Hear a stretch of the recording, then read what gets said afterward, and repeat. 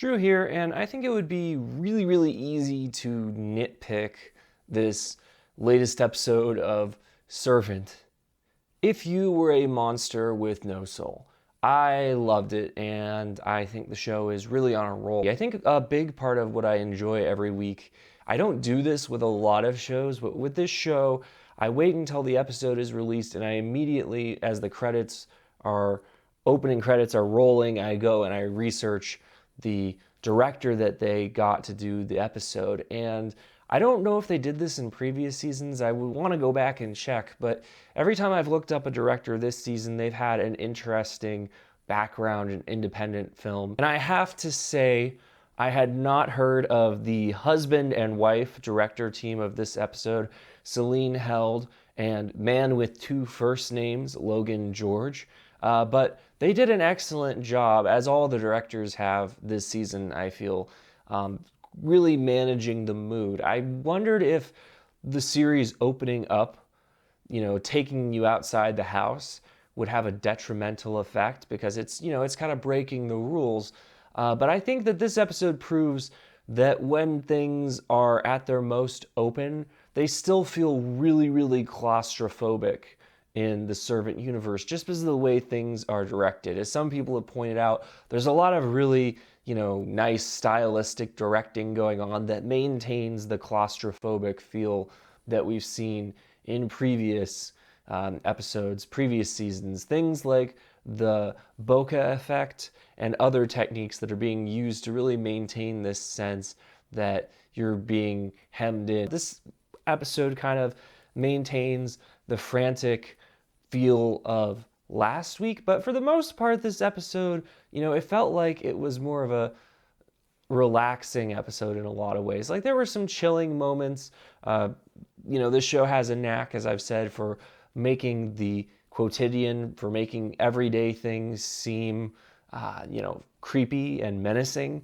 And, from the moment this episode when the door gets left open a smidge as they're bringing stuff in to the kitchen, or to the introduction of the liquid nitrogen, which seems like it's going to come back later in the episode, and it does, although I barely noticed it when it did. But, again, there were just so many little things this episode that if you pay attention, you're getting nervous as they're introduced. And all this led up to, I think, what's going to just kind of steal the episode when people think back on it, which is this final sequence of terror as Leanne is chased through the block party, through the house, back out into the street by these two cult members who have the Ritual Dagger.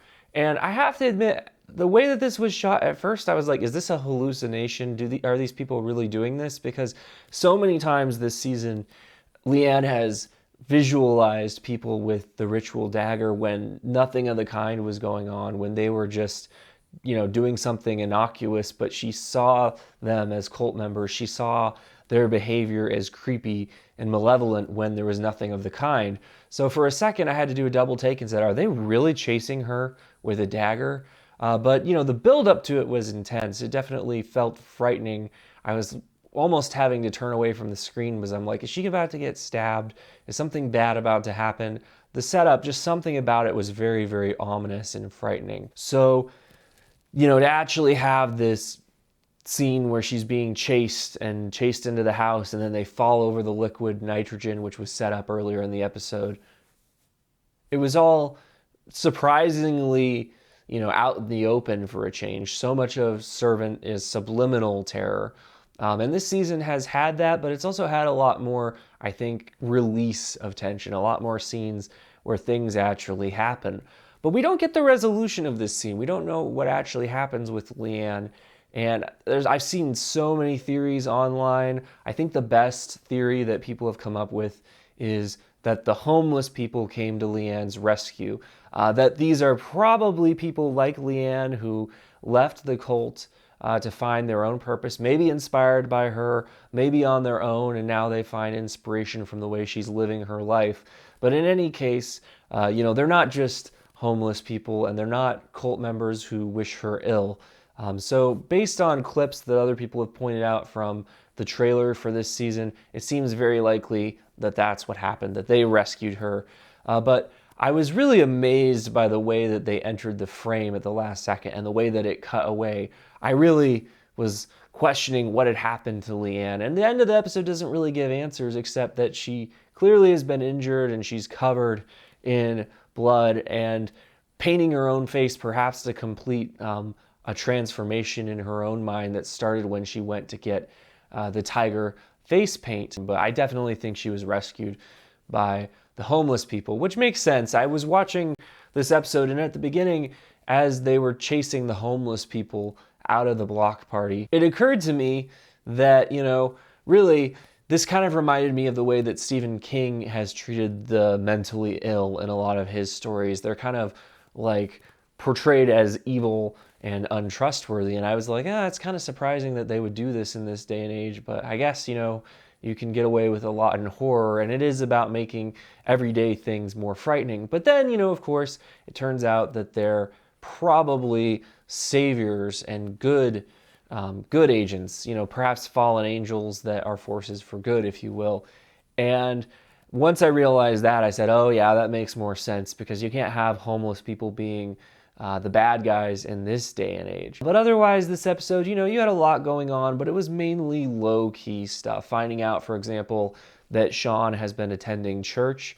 You have to wonder what other secrets he's keeping from his family. It seems like every episode another development happens with his character. But honestly, him and Julian kind of seem like they're in a holding pattern. Every episode so far this season has spent a lot more time focused on Leanne and on her perspective on events, and to a lesser degree on Dorothy. But Sean and Julian, they're there, but they just don't seem to have as much to contribute, other than Julian really just digging into that funnel cake and delivering his signature dialogue. Dude, there's a line. And I'm not in it.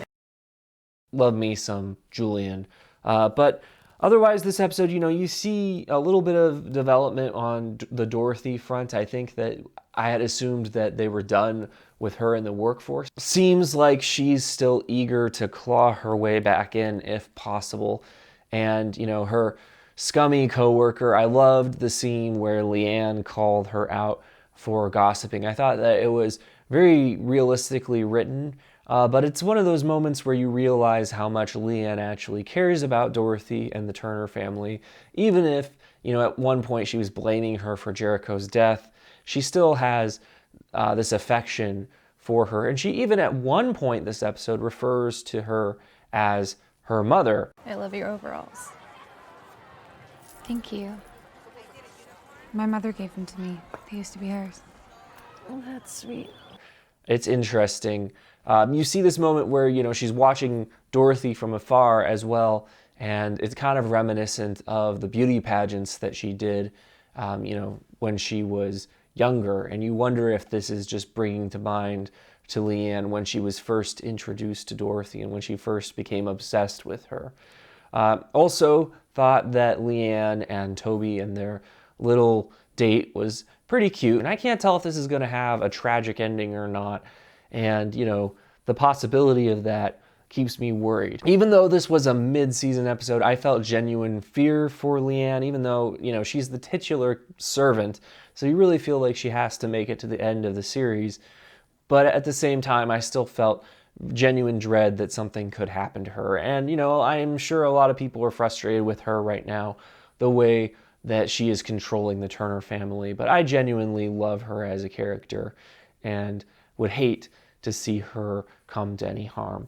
So those are my thoughts on Season 3, Episode 5 of Servant Tiger. Let me know what you thought in the comments. If you're interested in seeing my upcoming reviews of other shows, please consider subscribing. As always, thanks for watching.